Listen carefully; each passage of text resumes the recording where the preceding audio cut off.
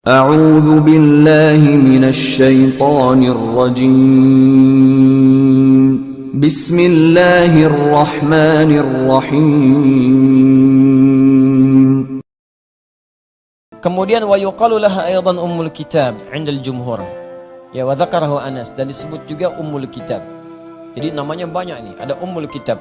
Ummul kitab ini diantaranya tersebut juga di hadis Al-Bukhari, nomor hadis 4474. 4474. Sini langsung disebutkan di tahqiq di fonatnya. Jadi Al-Bukhari nomor hadis 4474. Nabi menyampaikan, kita bacakan hadisnya. An Abi Hurairah radhiyallahu taala anhu. Hadis riwayat sahabat Abu Hurairah, semoga Allah meridai kepada beliau. Ini yang saya senang dari tafsir Ibnu Katsir. Di ayat dengan ayat lagi dengan hadis dan seterusnya. Ya. Qala menyampaikan, qala Rasulullah sallallahu alaihi wasallam, ada Rasulullah SAW pernah bersabda, Alhamdulillahi Rabbil Alamin, Ummul Quran, wa Ummul Kitab, wa Sab'ul Mathani, wal Quranul Azim. Ya, Nabi SAW menyampaikan, Alhamdulillahi Rabbil Alamin, maksudnya Al-Fatihah. Dikenal juga dengan surah Alhamdu. Ya, Alhamdulillahi Rabbil Alamin, itu Ummul Quran, pembuka Al-Quran, wa Ummul Kitab, Ummul Kitab. Kemudian Sab'ul Mathani, 7 ayat yang diulang-ulang, wal Quranul Azim, dan intisari dari Al-Quran. Di intisari Al-Quran, intinya ada di Al-Fatihah. Ya, secara singkat teman-teman sekalian, Al-Fatihah memiliki banyak nama. Ya, saya sebutkan di antaranya, di sini ada Ummul Quran. Wa yuqalu laha Alhamdu. Disebut juga surah Alhamdu. Alhamdu, karena di dalamnya ada kalimat Alhamdulillahi Rabbil Alamin. Wa yuqalu laha As-Salah. Disebut juga dengan surah As-Salah. Masya Allah, saking pentingnya Al-Fatihah disebut salat. Karena salat tanpa Al-Fatihah itu bisa batal salatnya atau tidak punya nilai. Ya. Liqaulihi sallallahu alaihi wasallam an rabbih, berdasarkan hadis qudsi yang disampaikan Nabi sallallahu alaihi wasallam di Sahih Muslim. Maaf, di Sahih Muslim, ya, ditemukan di Muslim juga di Al-Bukhari. Ya, ditemukan di Muslim juga di Al-Bukhari, juga di hadis-hadis riwayat yang lain. Qasamtu shalah baini wa baina 'abdi, dari Anas bin Malik radhiyallahu taala anhu qala Rasulullah sallallahu alaihi wasallam qala Allah azza wa jalla. Apa yang Allah firmankan di hadis qudsi? Qasamtu shalah baini wa baina 'abdi. Awas, hati-hati, ala nisfaini wa li 'abdi ma sa'al. Hadisnya demikian. Saya bagi salat ke dalam 2 bagian. Ke dalam 2 bagian. Awas, dan bagiku, bagi hambaku ada hak dan kewajiban. Kalau benar hambaku menunaikan kewajibannya, maka aku akan berikan haknya. Apa itu haknya? Apapun yang dia minta pada saat itu, aku akan kabulkan. Saya berikan rahasia. Ini di antara kita saja. Ada 4 posisi dalam sholat, yang kalau 4-4-nya ini benar ditunaikan dengan baik, seketika doa kita akan dikabulkan langsung oleh Allah, tanpa ditunda.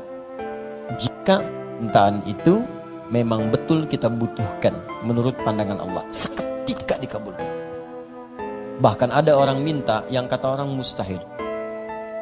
Ini sih hal yang mustahil dan hil yang mustahil, tidak mungkin bisa terkabul. Secara medis gak mungkin punya keturunan. Alhamdulillah. Secara klinis gak mungkin punya anak. Suami sudah sepuh, fisiknya letih, rambut memutih. Istrinya, maaf ibu, divonis menofus dan mandul. Klinis gak mungkin, secara medis mustahil. Tapi dia mengerjakan sholat, minta. Ada 4 posisi. 1 berdiri, 2 rukuk, 3 sujud, 4 sesaat sebelum salam. Benar Anda melakukan ini, dapat Anda anugerah dari Allah. Nah, apa diantaranya? Hadis qudsi tadi. Allah menyampaikan di hadis qudsi, kata Nabi langsung kepada kita, ini hadis sahih. Dibagi 2 sholat itu antara aku dengan hambaku. Jika benar hambaku menunaikan kewajibannya, aku berikan haknya. Qasamtu shalah baini wa baina 'abdi 'ala nisfaini. Awas, wali 'abdi ma sa'ala, dan apapun yang hambaku minta aku akan berikan. Apa setelah itu? Bagian pertama berdiri. Idza qala al-'abdu, rahasia pertama. Satu aja saya bahas. Dalam berdiri. Idza qala al-'abdu, jika hambaku berdiri membaca Alhamdulillahi Rabbil Alamin. Dia baca Alhamdulillahi Rabbil Alamin, qala Allah azza wa jalla, Allah langsung jawab, Hamadani 'abdi, hambaku sedang memujiku.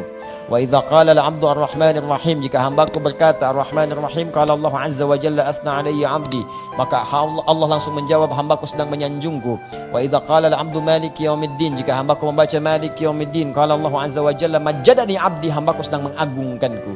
Wa idza qala al-'abdu, ini rahasianya, jika hambaku sampai kepada bacaan iyyaka na'budu wa iyyaka nasta'in, ya Allah sekarang kami ibadah, sekarang kami salat hanya kepadamu saja. Wa iyyaka nasta'in. Dan sekarang ya Allah, kami banyak kebutuhan. Kami punya masalah ya Allah. Masalah rezeki ya Allah, saya punya utang. Saya punya tunggakan. Saya terjebak riba ya Allah. Saya terjebak rentenir ya Allah. Di rumah tangga saya ada masalah ya Allah. Dengan suami ya Allah, istri saya ya Allah, anak-anak saya ya Allah. Wa iyyaka nasta'in. Dan saya mohon hanya kepadamu saja ya Allah solusinya. Saya minta ya Allah, turunkan solusi. Kabulkan doa saya ya Allah. Saya mohon ya Rabb. Saya minta ya Allah. Apa jawaban Allah di hadis qudsi? Beda dengan yang tadi. Perhatikan jawabannya. Hadza baini wa baina abdi. Inilah perjanjian antara aku dengan hambaku. Wali abdi masa'al. Jika hambaku benar, bacaannya sampai di sini, sholatnya benar sampai bacaan ini, masalah. Apapun yang kamu minta sekarang, aku akan berikan, kata Allah. Aku akan berikan. Karena itu di situ ada rahasia. Nanti setelah sampai ke bahasan itu, iyyaka na'budu wa iyyaka nasta'in, saya akan bahas satu hal. Ada satu bacaan yang kalau Anda baca itu akan dikabulkan semua yang diminta. Kalau Anda membutuhkan. Apa bacaannya? Nanti, kan kita baru mulai pembuka Al-Fatihah. Bismillah aja belum. Sabar ya. Saya belum tahu kapan pertemuan keberapa, mungkin akhir tahun deh. Tapi ada, itu poinnya ada. Pertanyaannya dalam sholat minta enggak? Anda minta enggak? Nabi Zakaria ada keperluan minta dalam sholatnya, berdirinya. Makanya sholat itu disebut doa. As-sholatu hiya doa. Sholat itu doa buat minta. Dari dulu orang sholat. Nabi Musa sholat, Quran surah 20 ayat ke-14. Nabi Isa sholat, Quran surah 19 ayat 31 sampai 33. Nabi Zakaria sholat, Quran surah ketiga ayat 38 sampai 39. Nabi siapa lagi misalnya? Ismail salam sholat, Quran surah 19 sampai dengan ayat ke-55-nya. Sholat, semua sholat. Sholat. Kita sempurna. Kenapa? Dalam sholat ada permintaan. Makanya Nabi Zakaria divonis gak mungkin punya keturunan nih.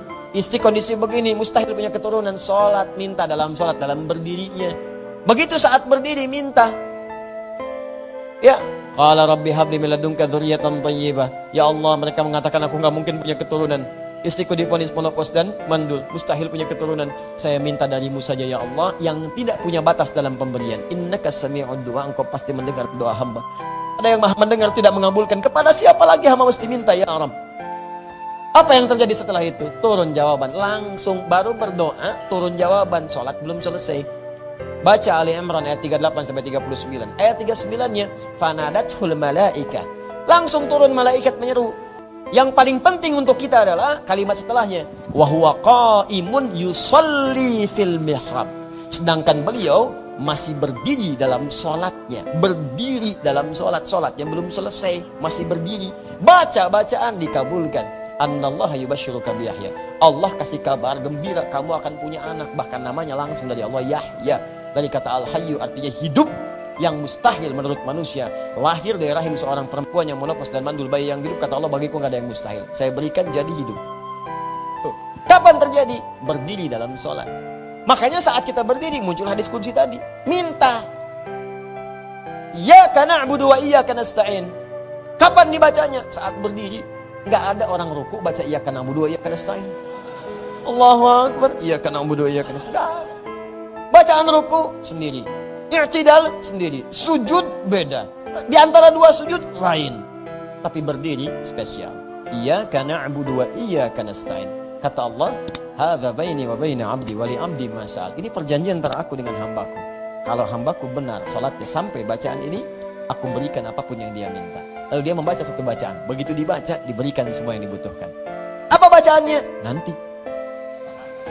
Nanti saat kita masuk pada pembahasannya, kita akan bahas itu. Ya, jelas ya?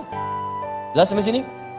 Nah, jadi itulah rahasianya. Al-Fatihah juga disebut dengan as-salah.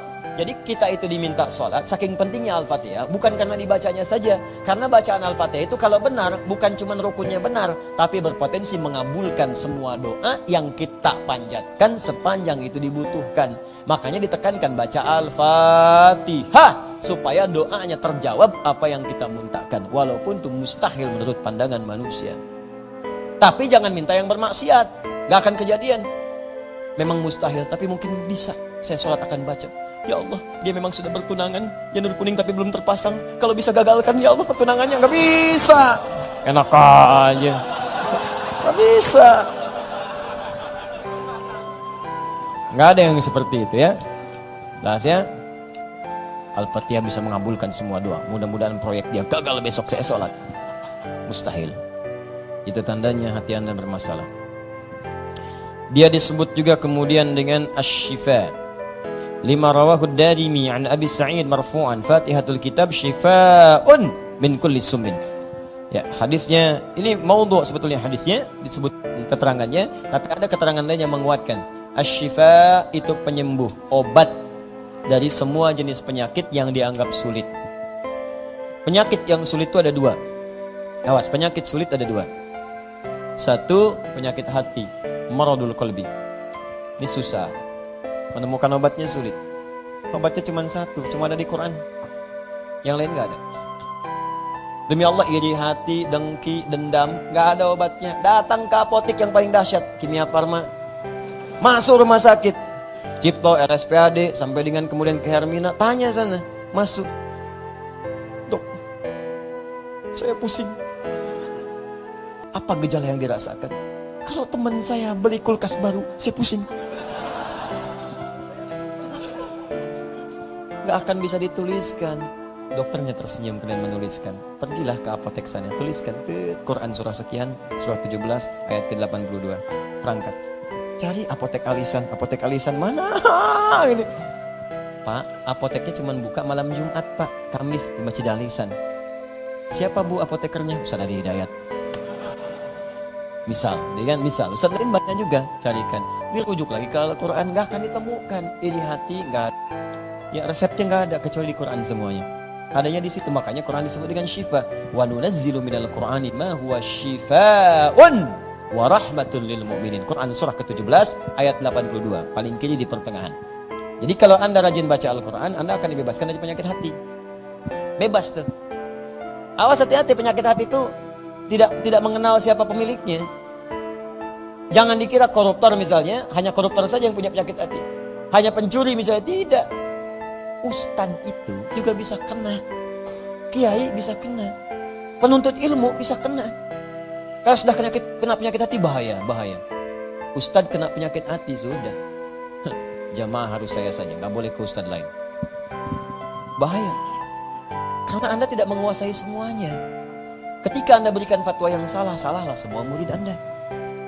Murid kena penyakit hati, bahaya lagi. Ustadznya bisa dimarahin. Ini aneh nih. Kalau sudah murid menyoal ustadznya, sudah gak akan pernah dapat keberkahannya. Itu yang paling bahaya. Apalagi jika kemudian menyebarkan fitnah, menyebarkan ini dan itu, wah itu yang paling dahsyat. Itu dosanya banyak. Jangan cari masalah dengan ustadz lah. Keuntungan gak ada, dosa banyak. Pencuri pun gak mau nyuri ustadz, gak mau. Ambil tuh sendalnya ustadz, gak mau, dosanya gede.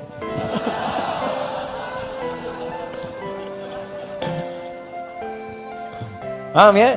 Syifa. Nah itu satu. Jadi kalau rajin-rajin baca Quran, penghafal Quran, insya Allah itu penyakit hatinya akan dihilangkan oleh Allah. Hilang. Kalau menghafal Quran masih ada penyakit hati, berarti menghafal Qurannya salah. Karena menghafal Quran itu kalau dekat dengan Quran, itu nggak akan ada seperti itu. Yang rajin baca Quran nggak ada penyakit hati. Makanya rajin-rajinlah pejabat, rajin baca Al-Quran. Rajin. Ya, maaf ini pedagang, pengusaha rajin baca Al-Quran. Supaya bisa paham kalau orang lain bisa lebih maju, jangan sakit hati, belajar. Karena rezeki sudah ditetapkan, gak usah marah-marah. Oh sampai sibuk bikin rezeki orang, sampai gak tidur semacam-macam. Rezeki sendiri gak dikejar pada akhirnya. Ketemulah rezeki di rumah sakit, diopname, datang rezeki. Udah, capek penyakit hati itu, capek. Ya kalau gak percaya silakan aja, capek. Kalau sudah rezeki ditetapkan, apapun bentuknya, jodohkah itu, ya, apakah materi, sudah nggak apa-apa. Ya, sudah, kita perbaiki diri kita. Ambil Al-Quran, mendekat kepada Allah, bacakan dia, lalu bertawakal kepada Allah. Ya, minta kepada Allah. Ya Allah, sentuhlah ia tepat di hatinya, supaya ia jadi milikku untuk selamanya. Wow. Catat. Paham ya?